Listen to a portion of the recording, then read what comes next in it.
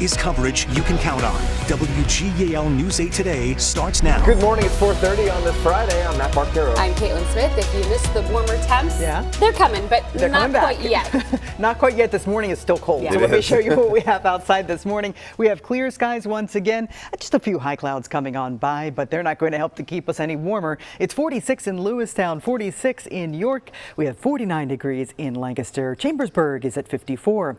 Dew points, they're in the 40s, but coming up a little bit as we head into the weekend. So it won't be quite as cold, and we won't have such a wide range in temperatures from lows to highs. Here's a look at our 12-hour forecast today. 74 is your target high. We'll see the mix of sun and high clouds this morning, then mostly sunny conditions as we head toward evening. Excellent weather for football. We'll take a look at that forecast coming up. Thanks, Christine. State police are investigating 3 crashes in Cumberland County that all happened within minutes of each other. One person was flown to the hospital following a motorcycle crash in Southampton Township. Emergency dispatchers say that crash happened shortly after 5 yesterday evening on Neal Road. It happened just outside of Cleversburg, if you're familiar with that area. The Shippensburg Fire Department responded. West Shore Regional Police also investigating a crash, this one in Lemoyne, after they say a car hit a pedestrian, sending that person to the hospital. Investigators say this happened at the intersection of 3rd and Lowther Streets around 5:45 last night. Crews stayed on that scene for more than 3 hours. And state police say a crash involving a car and an SUV happened just after 5 on Rittner Highway in West Pennsboro Township. Troopers say a 17-year-old driver was seriously hurt and taken to the hospital. According to state police, a woman driving an SUV was stopped and about to turn left onto Greason Road when troopers say that 17-year-old in a Jetta hit the back of the SUV. Police say the driver of the SUV was not hurt. Now live to Washington, D.C. as the federal government remains partially shut down for the 3rd day with no end in sight. President Trump is meeting with his budget director, Russ Vought, to discuss which, quote, Democrat agencies should be cut and whether those cuts would be temporary or permanent. Already on hold, $18 billion for New York subway and tunnel projects and $8 billion for clean energy products in Democrat-led states. Economists warn the impact could stretch farther, including federal workers missing more paychecks and small businesses missing out on loans. And uncertainty for families relying on government food assistance programs like SNAP and WIC benefits. Thousands of federal workers here in Pennsylvania, including in the Susquehanna Valley, are also facing no pay. The Pennsylvania Chamber of Business and Industry says areas like agriculture, banking, and construction could all face challenges if lawmakers in Washington don't end this shutdown. Federal workers deemed essential will have to continue showing up for their jobs, even as the bills pile up. This is the job that constituents have elected our senators and representatives to do, and they should do that job. Well, the shutdown is also impacting nonprofits that rely on state and federal funding, including the YWCA in York.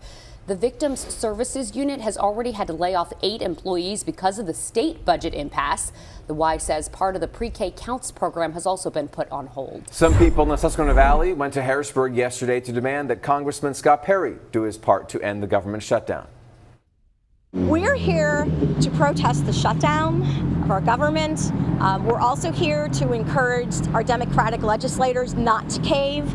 We're here to tell them not to sell out our health care, to give more tax credits to the billionaires, and to choose people over profits.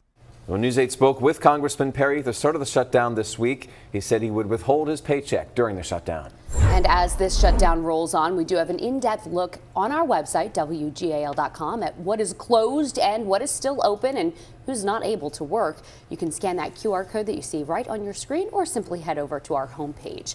And as the federal and state governments struggle to come to an agreement on funding, some school districts in the Susquehanna Valley say they are feeling the impacts. Yeah, this is a continuing storyline for us. That includes the school district of Lancaster, where more than a half of its budget comes from the state. And that budget is more than 3 months late at this point. 8% of the district's budget comes from the federal government. Now it's prepared to take out a loan for millions of dollars to make ends meet. The district's facilities director says that the water storage tank at McCaskey High School is leaking and will cost nearly $90,000 to replace. Without this tank, and if we're forced to condemn the system because we don't get the repair completed in time, we're looking at having to close this building. Yesterday morning how the shutdown could delay funding and eventually affect taxpayers in the Susquehanna Township School District in Dauphin County. That district says it's already dealing with overcrowded classrooms and transportation issues, but without enough funding, the superintendent there says it's going to be hard to keep programs like free meals and special education going. She says hiring teachers and buying classroom supplies will also be a challenge. So all of our students who are in our autistic support classrooms, our students who we have a multi-disability classroom at our middle school. There is a lot of medical equipment that is required. We have a lot of personnel that are assigned to those children. And so those costs to run those rooms will fall solely on the district. Willis says about 60% of students in their district get free or reduced lunch. Harrisburg Area Community College the faculty there voted to authorize a strike. 93% of its members, they say, authorized this strike.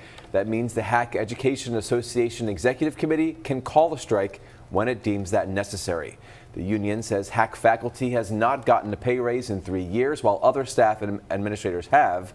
2 negotiation meetings with the college are scheduled for this month. It's 4:36. PPL Electric wants to raise rates. Some people could see their electric bills go up by as much as $13 a month. Businesses and public buildings could see an increase of $8 a month, and industrial buildings, according to PPL, could see a $514 jump per month. PPL says the increase is to help make power lines and grids more reliable. What this increase would allow us to do is to strengthen and modernize the grid, to be able to withstand severe weather. It would allow us to protect it against cyber threats. The Pennsylvania Public Utility Commission says the rate increase must be approved first, and there will be a chance for you to weigh in. If it is approved, the increase would not happen until next summer.